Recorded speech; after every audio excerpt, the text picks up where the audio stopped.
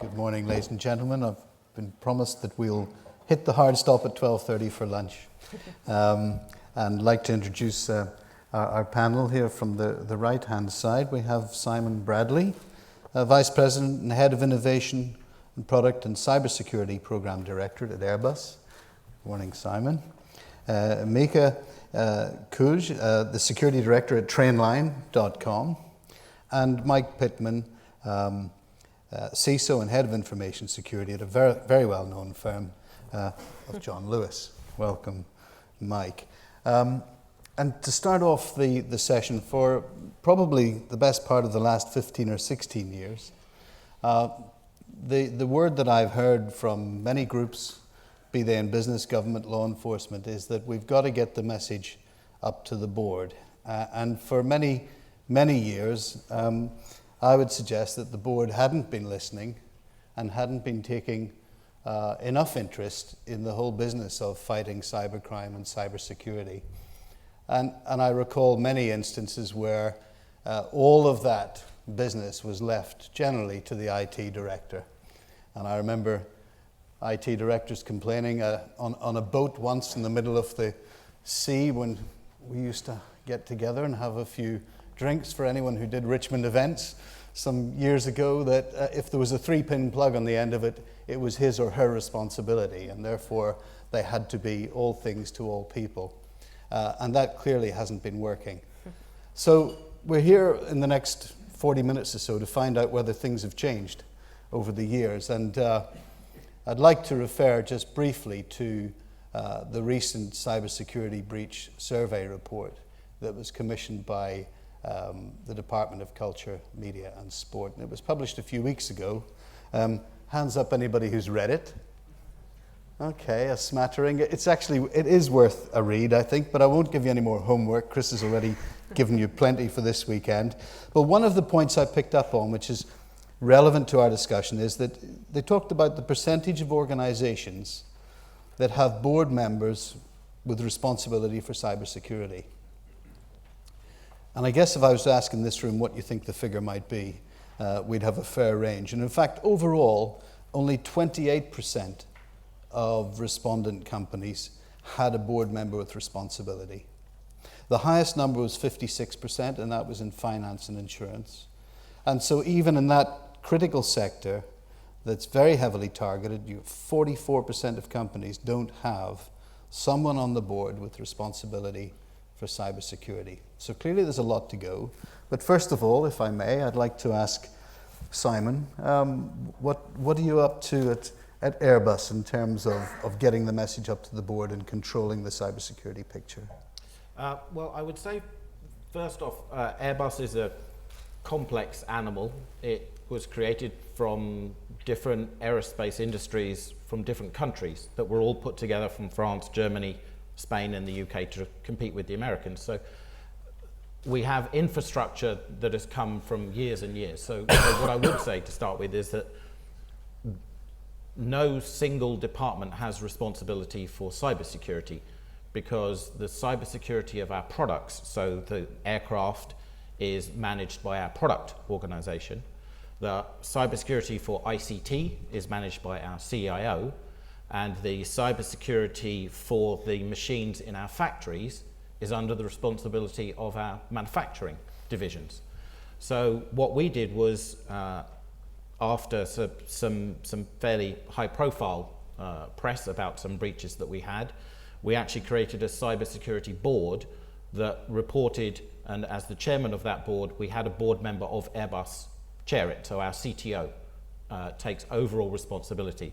But he has the head of production, he has the head of product support, and he has the CIO report into that board. And it was the most practical way for a large international company to take ownership, because no one single person could own all of the various budgets, because we're just too complex. And how much of a competitive issue to your board and to your people who look after cybersecurity is the whole nature of what you do and how you protect yourself and how you defend yourself and deal with the adversaries? Or in fact, do you share that information with your competitors, such as Boeing and others? We work closely with Boeing in issues of safety and security. It is in no one's interest for the aviation industry to be disruptive, whether it's an Airbus aircraft, a Boeing aircraft, an Embraer aircraft, or anybody else. Safety and security is a non-competitive issue. It's very clear. We share intelligence information through something called the Aviation ISAC, which is an American initiative, but we're actually in the process of creating a European version involving airports, manufacturers and suppliers. So as far as sharing information in that respect, it's completely open. We have a separate part to our organization which makes money from cybersecurity, but that's a very different part of the organization. But for us, large cybersecurity companies that make business turn over somewhere between 1 and 500 million a year, and that's a nice revenue. But for us, in terms of aircraft, one aircraft has an average value of 150 million. We have a throughput of 15 billion euros worth of aircraft going through our factories every single month. And we don't get paid for those planes until they're delivered to the customer. So for us, actually, the most important thing is actually the protection of Airbus Group as a whole and the protection of our products. Excellent, thank you, Simon. That's really clear and very, very reassuring for the flying public. Mika, from planes to trains, what are you up to Trainline? I think Trainline, I am operating in a fairly enlightened space, and definitely a smaller space than would be at Airbus. We are all about e-commerce and bringing technology to rail ticketing. So my exec and my board are well aware of the implications of security and the security threat out there means to Trainline. So I do have an audience with the board, and my boss, the CTO, is the one that has the primary responsibility, which makes sense in an e-commerce org, but I actually call out to the entire exec and have the ability to hold them all to task.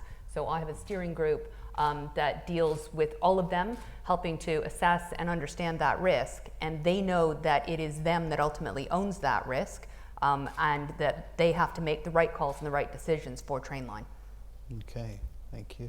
And Mike, never knowingly undersold, I guess, on cybersecurity.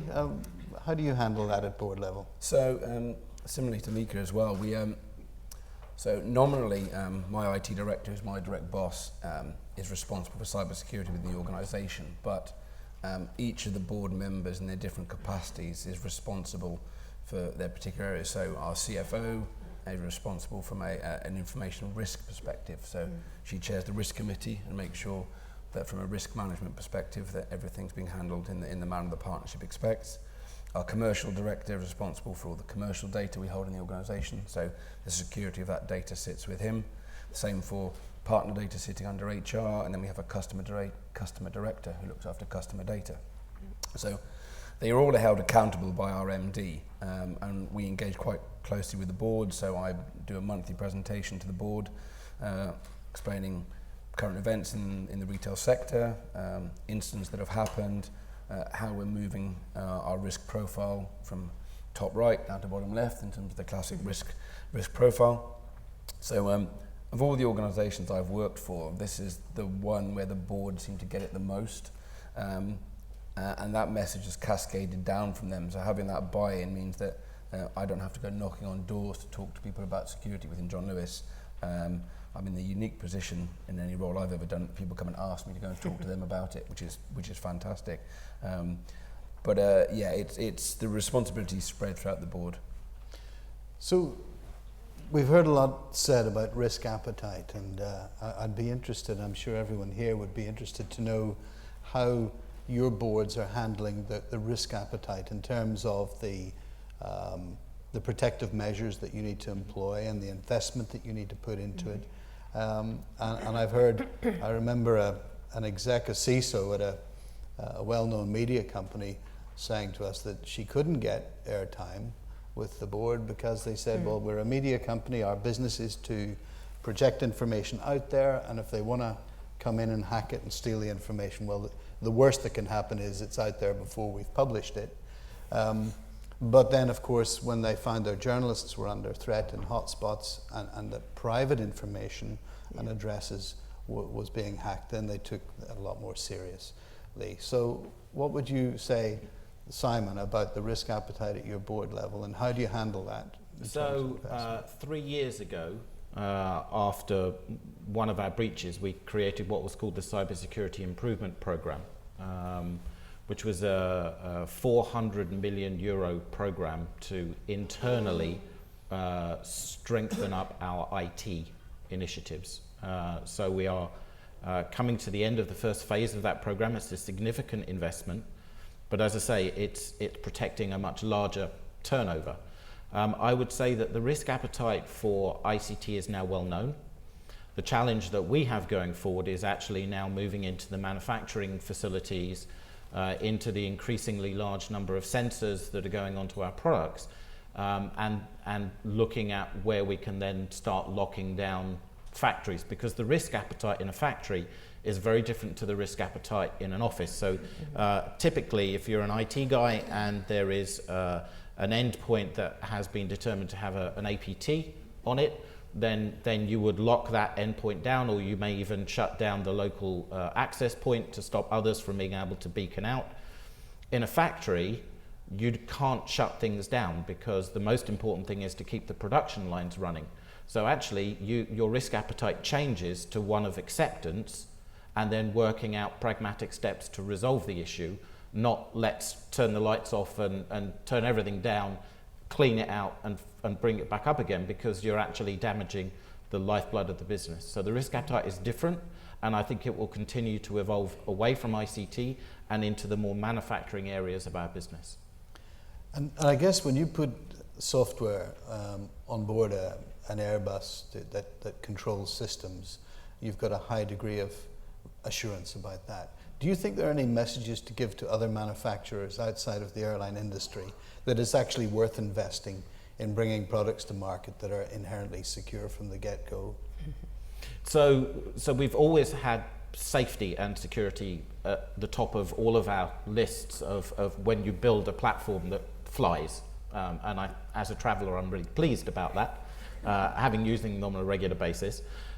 So we're lucky in that respect, in that we're actually dictated by a number of our home countries who do certification on our products. So bringing cyber into the equation is actually, for us, a fairly natural state. What I would say for suppliers to look at is we're increasingly seeing a number of very, very interesting suppliers coming into this space. But when you're dealing with large companies that have to have a product in the air for 50 years or something that works for a long time, actually we need to be able to prove the safety assurance levels beyond what a lot of SMEs can offer, because they don't have the money to invest. And so what we'd like to see is something that could help the SMEs give a better level of assurance so that they can sell their products into markets that typically they wouldn't have access to, because they don't have the funds to be able to prove to an absolute formal method, for example, that their software is safe and secure. Right. I'll come back to you on that one if I may. Mika, what would you say about the risk appetite at the train line? Clearly, if your servers are down and you can't sell tickets, that's catastrophic. I think that's it. Yeah, we're selling, I think, one ticket a second right now. And our fairly large e-commerce player, I think people don't realize how big we are sometimes. I think we're 5th largest in the UK, because everyone needs those train tickets and needs to get somewhere. So things like downtime, that is not an option.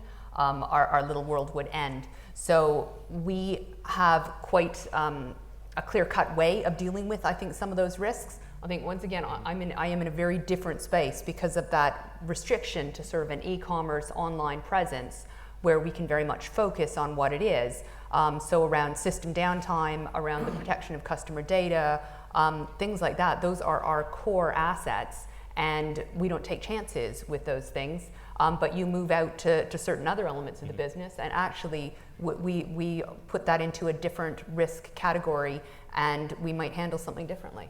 You know, handle things differently depending on where you are located, what you are trying to achieve. So no different from any other organization in that way. And are you regulated at the train line? Well, we are regulated by the rail industry, so Okay. the rail industry does have regulation. We're PCI compliant, so we've been compliant for 3 years. And of course, with the customer data levels we have, we're subject to every data protection law going. We've recently expanded into Europe, purchasing Captain Train, so we're now even more broadly regulated in that space. And one of the things that actually is unique at Trainline for me, because I've always worked at bigger players where you're sort of the top person in the chain, but we have a lot of corporate customers that are coming in and auditing me and checking me against their security standards, and they're queued up waiting for whatever compliance certification I have to be hot off the press. So I am experiencing what it was like when I used to go out and audit all those other companies. But that does help. We can't take risks if we promise somebody and they're actually going to come and check it themselves. But then it's encouraging that once you've passed that hurdle a few times, it gets easier, I guess. Yes and no. I think in the technology space, things are constantly changing. So I think we try very hard not to let people think that, because you might be fine one year, putting things in securely is one thing, but keeping that way is a different thing. Simon used the word assurance, and I think that's the key element. You need to be doing something across the entire 12 months of the year and not just coming up to audit time and expecting everything to look the same way it did when you left it last year. So it's a continual process. For sure, thank you. And Mike, what would you say about the risk appetite at John Lewis? Have you seen that shift at board level in recent times? To a certain degree. So I was one of the few people who put my hand up earlier in the day and said, do we have a risk and a well-defined risk appetite? And we do. So the appetite comes down from the partnership board into John Lewis. One of the things that, that we challenged within our risk committee was the risk appetite set for information security was defined as minimal, which is our lowest risk within the organisation. And on face value, you'd think, I can understand that. And we sat there and went, actually, can we define it as minimal? Well, so we do 35% of our business online. Mm-hmm. We take credit card payments online. We take credit card payments in store, and we trade online. Therefore, that's an inherently risky business as it is. And I think if you're going to do that, the only way to keep your risk down to minimal is we stop selling online and we only take cash. And I don't think, and I don't think as an organisation that's something that anybody's going to do. So there is an inherent risk, and that doesn't mean we should be careless about it. But what we went back is we said, well, we need to look at this in two different ways. One is the risk of trading and how we want to run as a business, and secondly, and it was mentioned, you mentioned as well, Mika, about what is our risk appetite for compliance. And actually, when we came back from a security point of view, we said, absolutely, that is minimal. We will comply with PCI, we will comply with DPA, we will comply with the FCA regulations, so we have financial services within John Lewis as well. So from that perspective, we sort of split the risk in two and said it's not just about there's a minimal level of risk. So compliance, we will do everything to comply, but actually if we're going to do things, we're going to be innovative, we want to sell new products, we're going to have to take a certain amount of risk in those areas. But in terms of how the board views risk, so information security as a risk is the number one risk on the corporate risk register within John Lewis. So it sits above market competition, sales, everything above there. So it's the highest level of risk, which is good and bad. It means it's good, gets lots of visibility. I get good buy-in when I'm asking for funding. The bad side is it has lots of visibility. People want to know what's going on. We're expected to return on that investment as well. So we have a similar, almost identically named security improvement program within John Lewis. Hasn't been running for so long, just running 18 months since I joined the organisation. A little bit less investment, but it's about 6% of our IT capital investment every year. So that is going to run, has run for 18 months, will continue to run for at least another 3 years going on as well. So there's significant investment. They understand the risk, but at the same time, they understand that we're not going to fix everything. And taking that point on that nothing is ever perfect in this world. No. If you had to have the board in front of you right now at this moment, and you had your wish list of things that you would like to see improved or done better at board level, what would those changes be? Mika, I'm going to hit you first with that. I'm not one. going to share that fully with you. The board knows, so that is the good Well, that's a answer good there. start. To say the board knows what I want from them. I saw them, the last time was actually just this week. So we're quite clear and quite open about what it is. I think some of it is actually not what I want them to go and do and improve so much as them taking full ownership in the culture of the organization. Because I'm lucky, my CTO, he stands out there, Mark Holt, every time he is speaking, and he talks security. And I think that's brilliant. He talks about security. He understands that it's got to be the top of our list. He puts it ahead of reliability and functionality. And he says it externally. He says it to the staff. And I want all the other exec to be saying the same thing in their areas. To be very clear when everybody is making decisions or thinking in the business that is our number one priority. So even though we sort of, we know it, it's that vocalization of it so that it trickles down completely. That's my number one wish.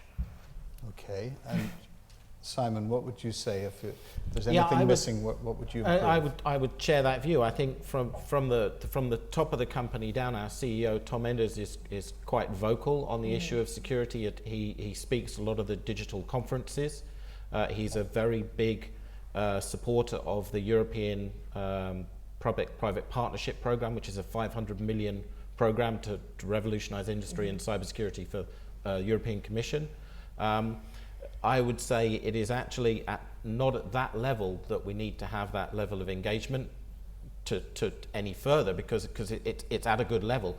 It's actually when you get down into the business lines and you get down to the senior management, and they're the people who are actually impacted day to day by the things you want them to do or change. Sometimes at that level you need to actually break some barriers, because sometimes a corporate security mindset is seen as being something that interferes with their ability to deliver, as opposed to helping them deliver something securely. So it's getting the board to cascade down so that when you ring from bottom up and say, by the way, I need this and that, they don't just politely ignore you. Right. No, that's good. We'll come back to awareness in a moment. Mike, is there in your wish list anything to add? In fact, most of my wish list got signed off last week, so I'm quite happy about that. But I would echo what Simon mentioned, that it's about getting that the board to cascade the message down. So the one thing I would probably go back and say is, if I would encourage anything the board to come back and say is, keep less data. So it's one of the things as an organisation. So everyone's seen as, so I sit within IT, but my role is just as much business facing as IT. And one of the things we're trying to go back to the business and saying, this is not about me coming along and going, we want to layer layers of encryption or controls or more technology on top of everything we're trying to do, because we know there's an operational overhead when we do anything like that. It's about, you're holding 10 million records. Do you need 10 million records to run the business, rather than actually if you went back and identified what information you need to hold. So data protection is a good driver for this one as well. Only hold the information you need. But again, that's a bit woolly and open-ended, and it can be, well, we need it all. But we're trying to go back and encourage the business to look at why they're holding that information. So from a security perspective, if the information isn't there, I don't have to secure it. I mean, that's a nice, easy solution. So a very good example. So we did some work last year on historical data we had in the organisation, and we looked at a number of different databases, and we purged, so got rid of data we no longer had any business reason to hold, of over 22 million fields within different databases, because nobody had ever gone back to business and challenged them and said, why are we holding this information? So it meant that when we came along, we wanted to put some controls around it, that we had a third less data to try and manage. So that would be my biggest wish list in terms of one message is, keep less data. What we need to keep, but if we don't need it, don't keep it. One of the comments I often hear from businesses and from others in this space is that companies aren't doing enough about getting the awareness and education down through their staff, employees, contractors, and what have you.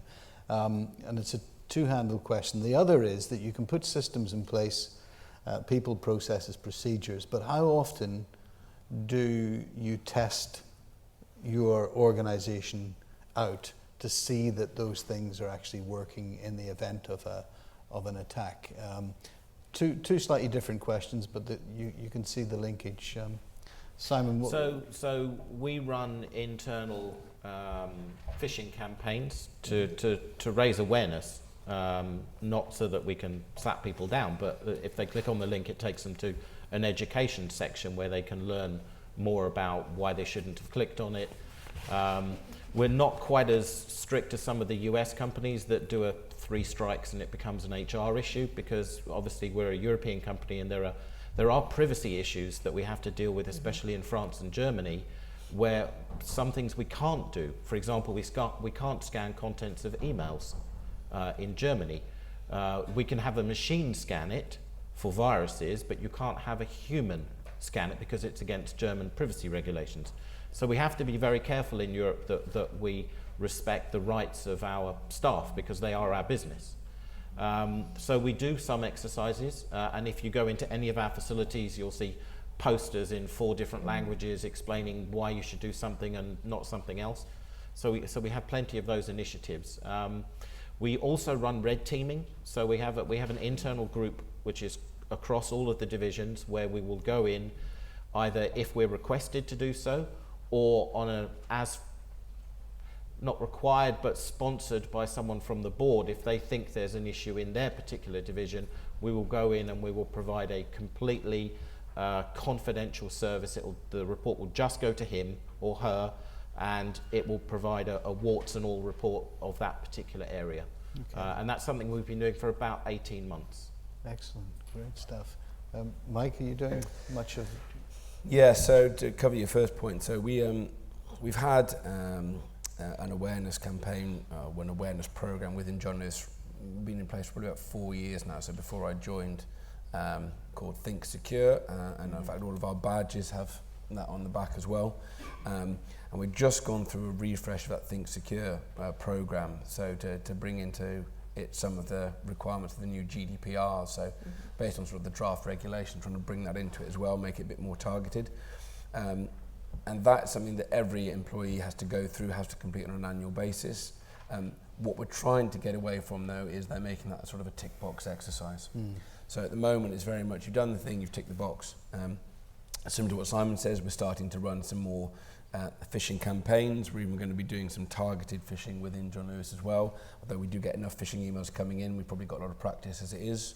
So that's something that we're working on. We've got a bit of an awareness program starting this year to look at more targeted training at different levels. And the thing probably that we're lacking at the moment is making it as relevant to the individual. So we've got quite generic training across the board, and maybe some slightly more enhanced training for management or people who might have access to sensitive data. But we're not looking at, okay, if you're working behind a till in Oxford Street, what do you need to know, compared to if you're in HR and you're looking at, you know, the HR records of the board. So there's 2 different ways in how you should handle data.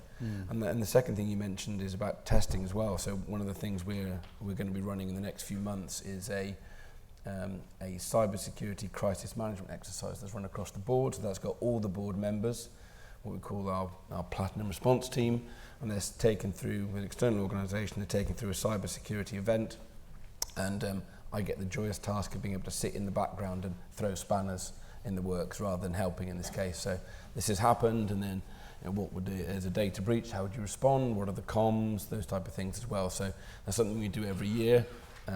With different scenarios, so that the board get, you know, full visibility of. We have the comms people in there as well, marketing, make sure they understand everything that goes on. So yeah, there is the awareness there. We have a little bit of a gap at the lower level, and that's something we're addressing at the moment. Okay. Amika, you've got smaller numbers. Does that make the job easier for you? It does actually. We've got actually less than 400 permanent employees, believe it or not. Given our size, I found it astounding when I walked in the door. But what that does let us do is tailor things a lot more. We have a definite baseline that everybody gets in terms of security, but we also have that chance to talk to each of the different teams and to go around and to sort of tailor what we are providing to those different communities. Trainline actually develops all its own applications. So we, for example, have 1/3 of our workforce are developers. So those guys we focus on in a completely different way. Some of it's internal, some of it's external, and we have a growing network of security champions that are taking on some of those education responsibilities themselves as well. We had a brilliant little campaign where we challenged them to go away and to create some sort of awareness video themselves. And we did actually get a few entries, and one of them was just absolutely brilliant. It blew us away, the things these guys had spotted as trends that they wanted to put back to us. And nothing gets the whole workforce involved as seeing one of their colleagues, or a bunch of their colleagues in this case, on screen putting together a little vignette. So we try to have fun with it. That's great. No, that's lovely. And before we go to questions, I have one quick question for you to do with your supply chain and your requirement to secure the supply chain, or your desire to do it. We heard from Chris Enser at CESG about the Cyber Essentials scheme. Do you think this is going to help secure your supply chain? Just a quick half minute from each of you, please. In principle, yes. So for our first and second tier suppliers, yes. The thing that worries me is we have a lot of SMEs in our supply chain that develop very specific things, and there may be 5, 10, 15 people, and we are concerned about putting extra effort on them, which could potentially damage what they do and be able to provide to us what they need if we give them too much regulation. So we're balancing depending upon the size of the supply. We have different metrics, but in principle, yes. Okay, thank you. Mika, what do you think? Yeah, I mean, I think that's it. I'll echo it depends on the size of the supplier and what they're actually doing. Mm-hmm. So, you know, we already are very actively involved in sort of engaging with them and checking what they do.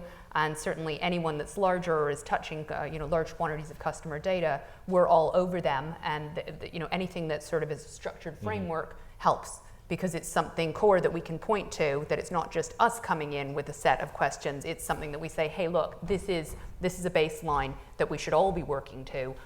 So that really does help us in our jobs.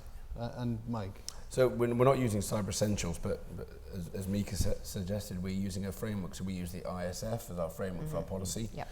We build our third-party security assurance process around that. So it's based on, as Mika mentioned, what are the third party touching? Is it customer data?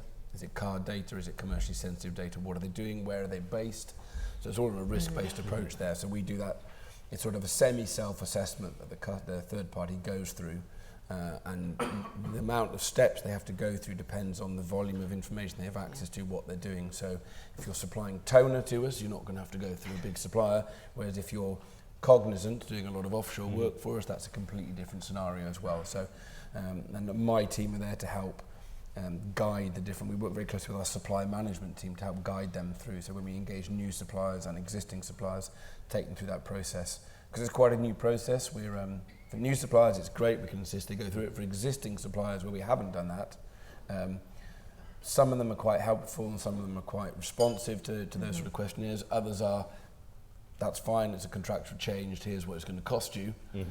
And others of a bigger nature, mentioning no cloud providers specifically, are just saying we're not doing that, but here's sort of a general response to your security queries. Right, okay, thank you very much.